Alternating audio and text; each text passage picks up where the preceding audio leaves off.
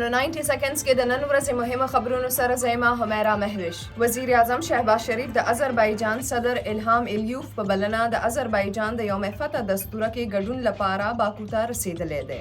افغانستان د جنگبندۍ خلاف ورزي کولو سره په چمن پوله بلا اشتعال ډزې کړي، کومه چې پاک فوج سخت جواب ورکړی دی. 21م آئینی ترمیم په معامله پاکستان پیپلز پارټي صرف په آرټیکل 243 کې محدوده ترمیمو د مشروط حمایت اشاره ورکړي.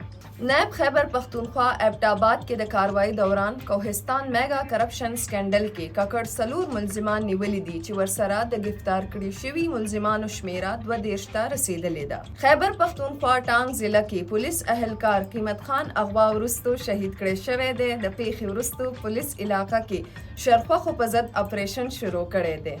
خیبر پختونخوا پولیسو په امریکایي طرز جدید وسله ترلاسه کړي، کومه چې د لرې پورې هدف په نښه کولو صلاحیت لري.